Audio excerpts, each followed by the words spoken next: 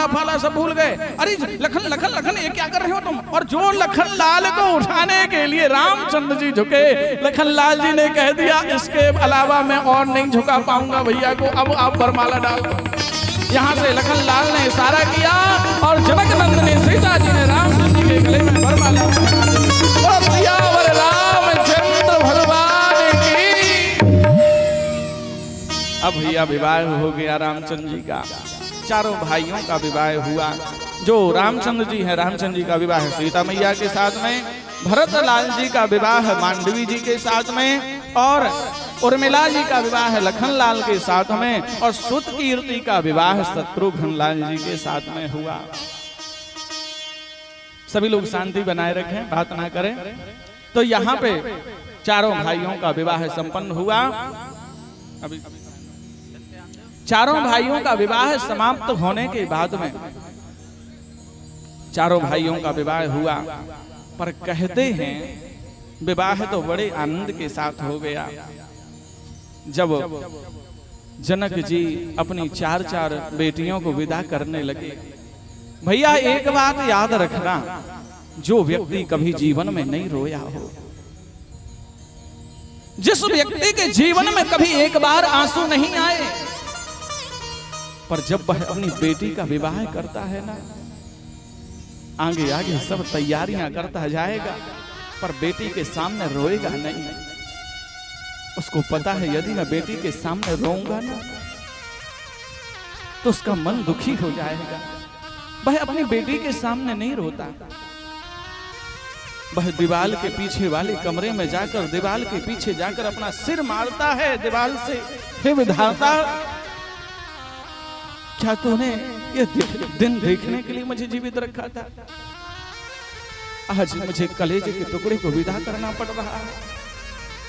किसी बेटी ने एक सुंदर लाइन लिखी थी, 2 लाइनें मैं आपको सुनाना चाहता हूँ। बहुत सुंदर लाइनें लिखी। वह बेटी कहना चाहती है, पिताजी जब तक मैं घर में थी तब तक आप मुझे बहुत याद करते थे, पर एक बात बताओ,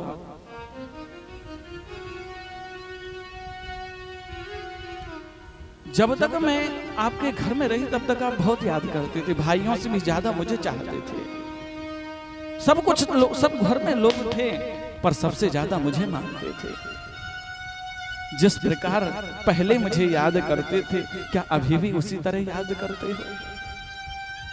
सच बात पूछती हूँ बताओ न बाबूजी, छुपाओ न बाबूजी, क्या मेरी याद आती नहीं, क्या मेरी याद आती नहीं।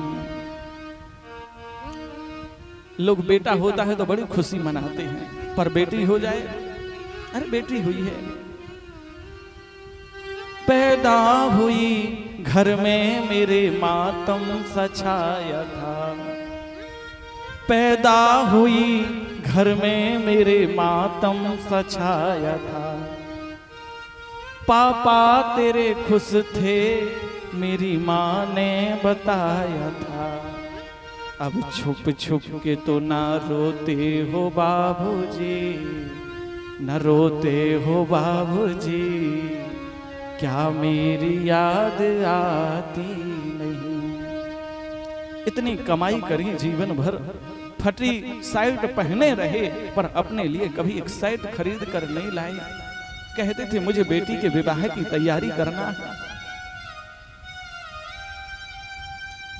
सारी उम्र खर्चे में कमाई में लगा दी, और पढ़ने लगे हम सब तो पढ़ाई में लगा दी। एक बेटी जानती है कि पिता मुझे कितना प्रेम करता है।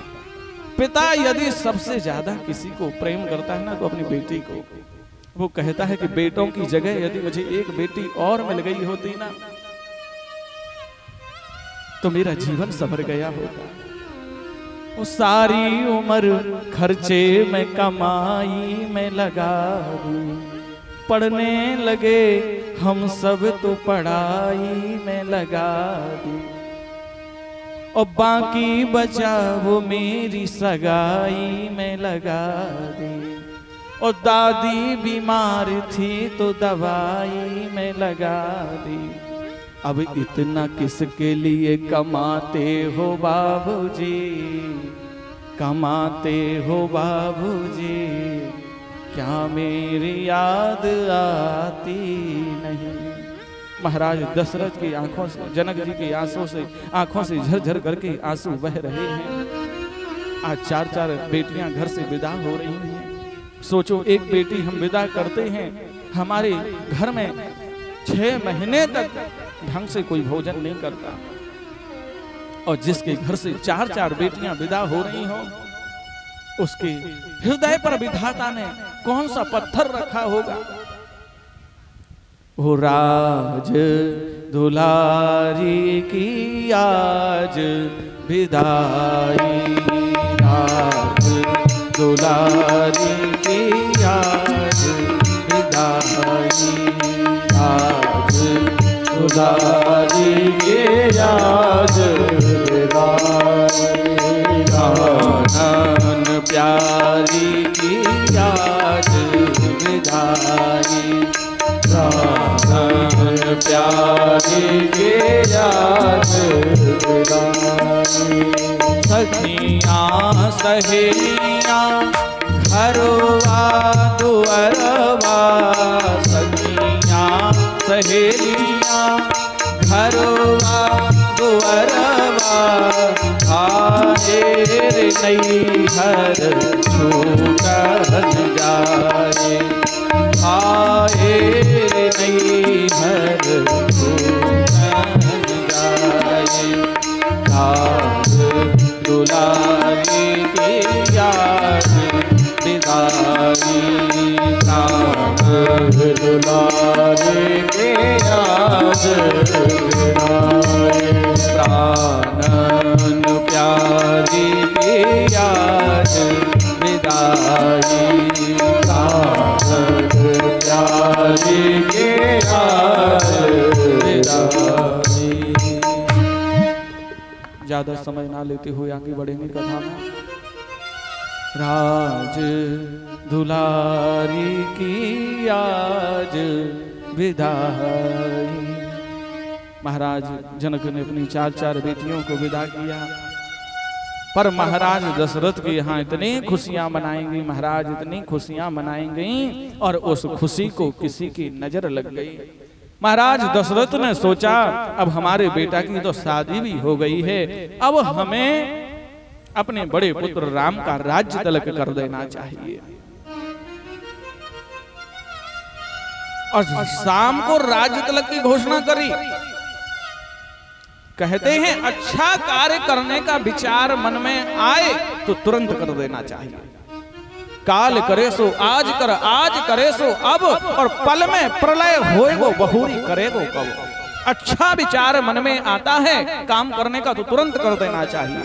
यदि कल पर छोड़ दोगे तो फिर वो होगा नहीं। और बुरा विचार मन में आता है करने का तो उसको कल पे टाल देना चाहिए। महाराज दशरथ ने कल के ऊपर टाल दिया कि कल प्रातः काल होते ही हम अपने पुत्र राम का राज्य तिलक कर देंगे। केवल एक रात की बात थी और मंथरा ने जाकर के कैकेयी के कान भर दिए। ये लोग कहते हैं, पर मैं आपसे कहूं ना, जो लोग ये कहते हैं कि कैकेयी मैया के कान भर दिए और कैकेयी मैया दूसरे के बहकावे में आ गई, तो मैं ये कहना चाहता हूं कि अभी वो कैकेयी मां को ठीक से समझे नहीं है। अरे कैकेयी मैया जितना राम को प्रेम करती थी, शायद है कि अयोध्या में कोई उतना प्रेम करता होगा। जब रामचंद्र जी छोटे थे ना, कैकेयी मैया खीर खिला रही थी।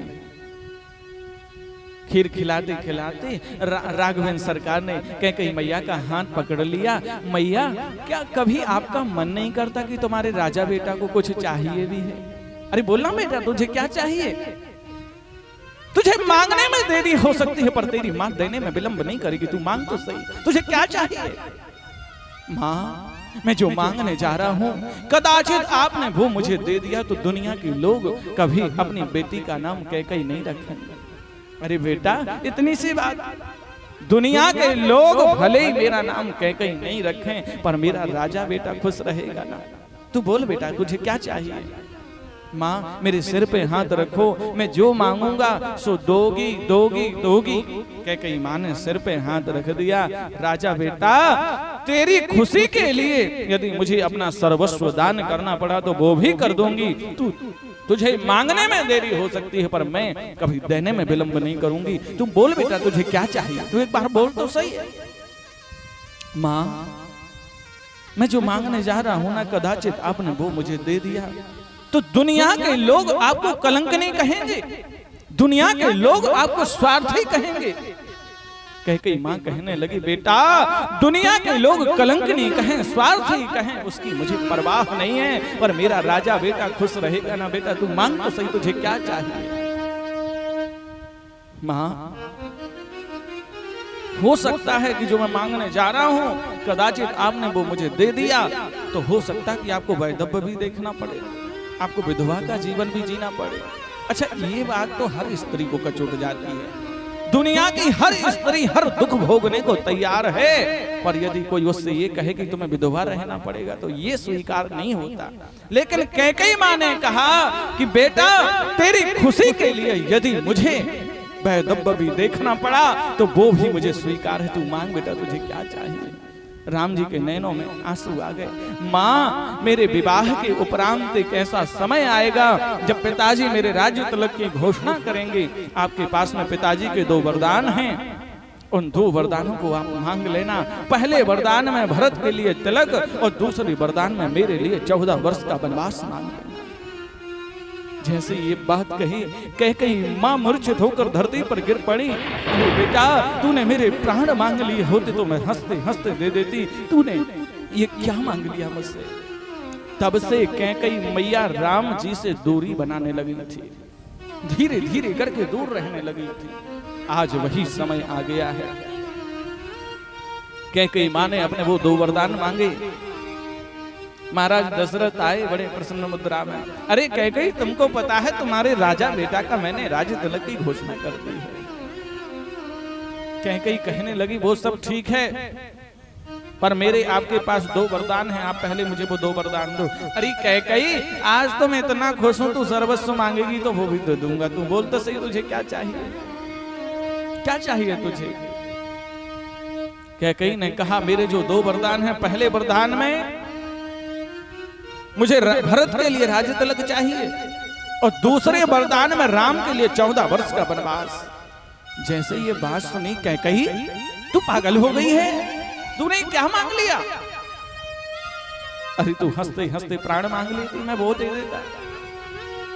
रात्रि भर दशरथ जी कैकई के भवन में पड़े रहे। प्रातः काल हुआ, सुमंत्र जी को पता चला, सुमंत्र जी आए। सुमंत्र जी को कैकई ने बताया मैंने 2 वरदान मांगे हैं उनसे कि रघुकुल रीत सदा चली आई, रघुकुल रीत सदा चली आई, रघुकुल रीत सदा चली आई, रघुकुल रीत सदा चली आई। प्राण जाए पर वचन न जाए, प्राण जाए पर वचन न जाए, प्राण जाए पर वचन न जाए, प्राण जाए पर वचन न जाए, रघुकुल रीत सदा चली आई, रघुकुल रीत सदा चली आई। प्राण जाए पर वचन न जाए, प्राण जाए पर वचन न जाए, रघुकुल रीत सदा चली आई। प्राण जाए पर वचन न जाए। आज भैया थोड़ा आधा घंटा का समय ज्यादा लेंगे, कोई दिक्कत तो नहीं है?